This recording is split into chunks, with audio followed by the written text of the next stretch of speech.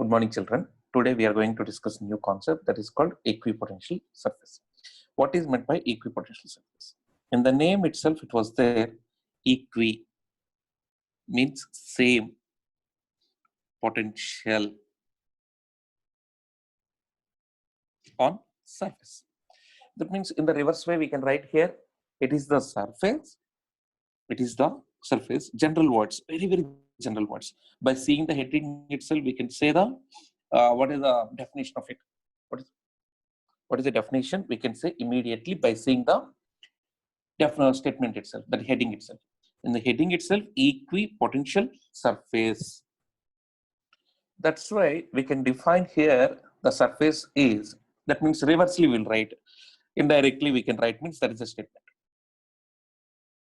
It is the surface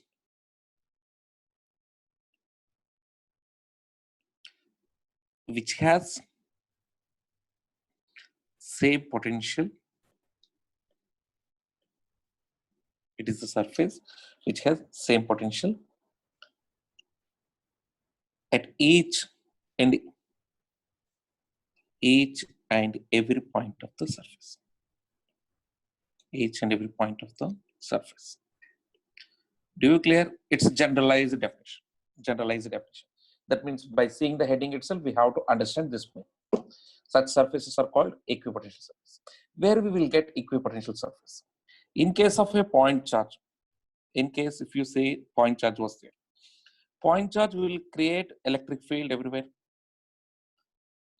That means if you take concentric circles, V equal to 1 by 4 pi epsilon naught Q by R. That means let's assume the charge Q is placed. Now here, each and every point on this sphere, whatever I'm showing, will have this yellow dots. All points are having same potential. That means they're equidistant from the charge. The potential is same at each and every point, since potential is a scalar quantity. Now, here in case of point charge, equipotential surface is a sphere. Spherical surface. Spherical surface.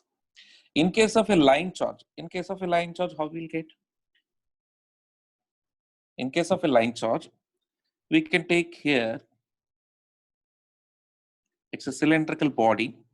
Now I can say each and every point on the cylindrical body, these yellow points are having same potential. That means the curved surface of the cylinder is a equipotential surface. Simple. Equipotential surface means it is the surface which has same potential at each and every point of the surface. It is the surface which has same potential at each and every point on it. That is called equipotential surface. Now we'll discuss the properties of equipotential surface, and directly for copying it's easy for you. That's why I'm showing the pic, which you can use as a write the points.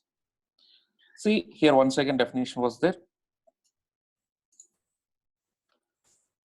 Equipotential surface in an electric field is a surface on which potential is same at every point. In other words, we can say here also the locus of the points which have the same electric potential is also called as equipotential surface. In notebook, you can note down this is the official diagram. That means there is a general statement I given to you. Officially, we can write like this also. The locus of all points. In mathematics students, is easy to understand. Locus means it's simply a joining of the points. That is called locus. The locus of all points which have the same electric potential is called equipotential surface. Now,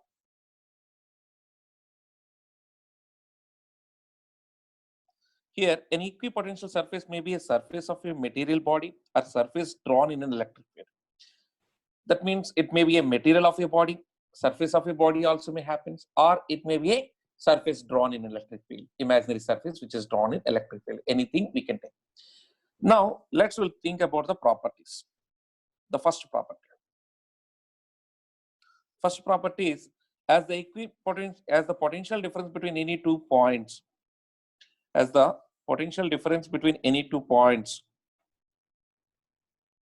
on the equipotential surface is 0. That's why no work is done in taking the charge from one point to another point. This is very important point. Generally, we'll ask questions. Just if you compare your NCERT examination, in NCERT examination also they will ask this question. That means recent examination also, in 2020 examination also, they asked the question.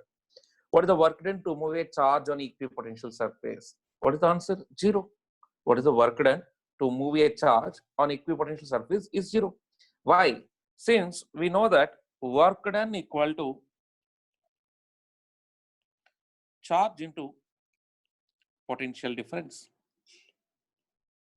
Charge into potential difference. A charge is Q, sum of Q naught. Potential difference is V2 minus V1. Here, equipotential surface means V1 equal to V2. Here, V1 equal to V2. Due to that reason, work done is 0. Work done is 0. This is very, very important point. They will not ask the properties as a direct one. They will ask these properties as a 1 mark question or 2 marks question, like that they will use.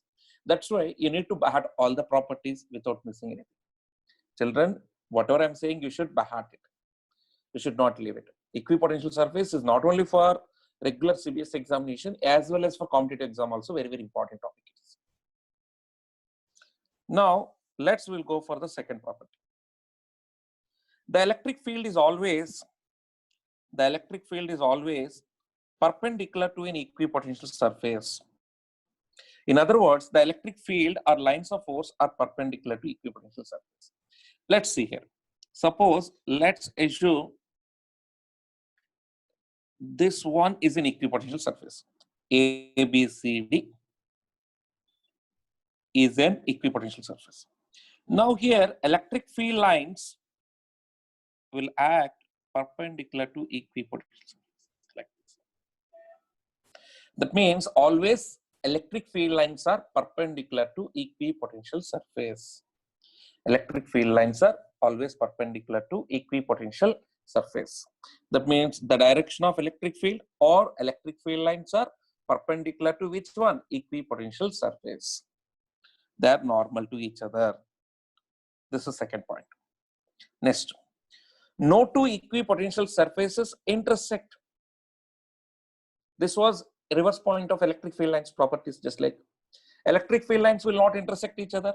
Here also equipotential surface will intersect. No two equipotential surface intersect. What happens if they intersect? If they intersect at a point, the point of intersection field will have two different directions, or at the same point there will be two different potentials, which is impossible. At a given point we have only one potential value, which should not have two potential values. Here, whenever they are intersecting means they should have two potentials, which is not possible. That's why no two equipotential surfaces intersect. Next.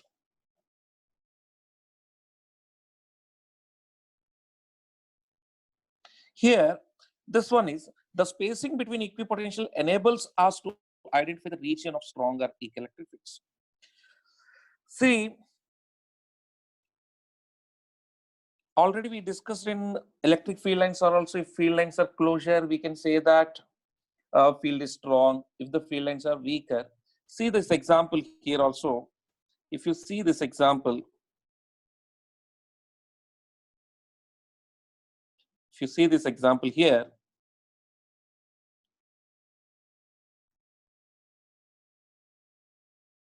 here, this is a surface of,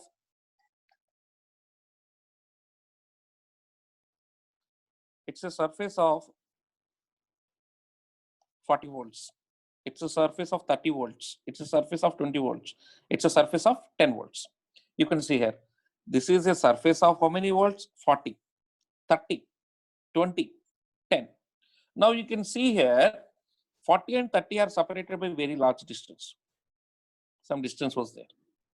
And 30 and 20 also separated by large distance.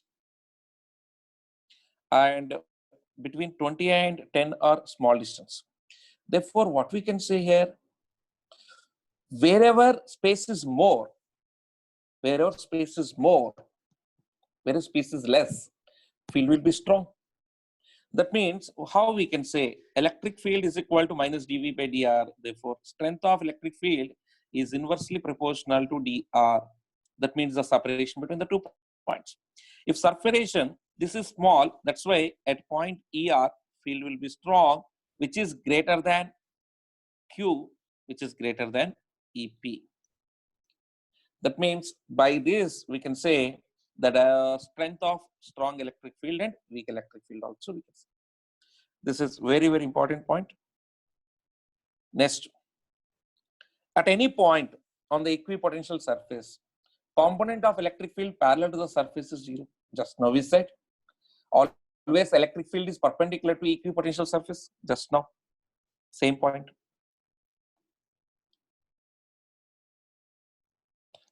Just now we said it's a equipotential surface means the electric field is perpendicular to equipotential surface we said.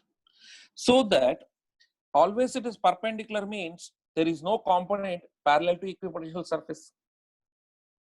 That means at any point on the equipotential surface, component of electric field parallel to surface is how much? 0. That means no component of electric field exists parallel to surface. Now down diagram also you can check here. Equipotential surfaces, the dotted lines are equipotential surfaces are, and arrow lines are electric field lines. Now further points. Now if you take a spare point charge, last time I told you, that means the equipotential surface are sphericals, concentric spherical bodies. Now surfaces are wavefronts like this. This is about properties of electric field lines, equipotential surfaces. Now some note points. Last, suppose it's in case of a non-unified electric field, the field lines are not straight. In that case, equipotential surfaces are curved, but still perpendicular to electric field. Even though equipotential surfaces are curved, but still electric field at every instant is perpendicular, just like spherical bodies now. Electric potential and potential energy are always defined with reference. That's why we cannot define. This is very, very important point.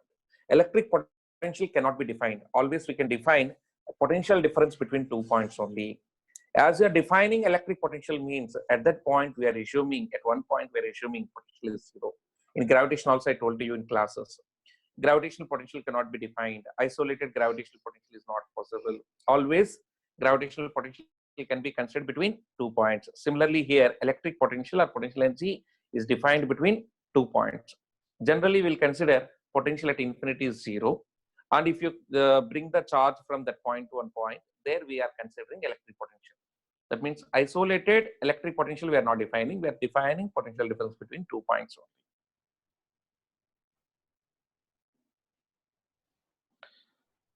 Potential difference is a property of 2 points and not the charge being moved. That means it is a property. It is nothing but charge is moving due to that reason it's getting, we cannot see.